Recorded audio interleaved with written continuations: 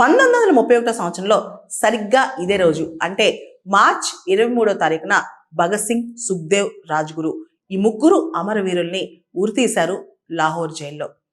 భగత్ సింగ్ చివరి మాట ఇంక్విలాబ్ జిందాబాద్.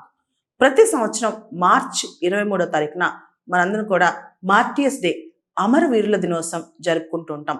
వాళ్ళ స్మృతికి చిహ్నంగా దేశం కోసం వాళ్ళు చేసిన త్యాగానికి మనం ఇప్పటికి కూడా నిజంగా ఆ త్యాగం చూసి మన కళ్ళు చెమర్స్తూ ఉంటాయి, మన కళ్ళలో నీళ్ళు వస్తూ ఉంటాయి అన్నమాట.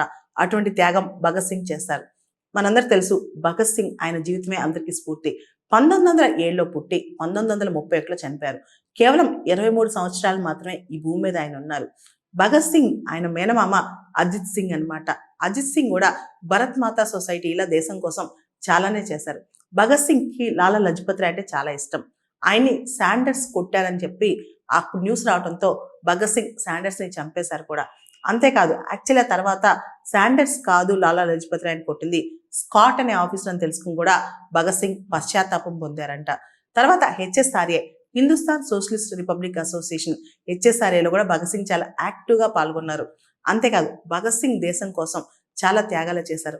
ఢిల్లీ లెజిస్లేటివ్ అసెంబ్లీ మీద బాంబు వేసిన కేసు కూడా ఆయన మీద ఉందన్నమాట.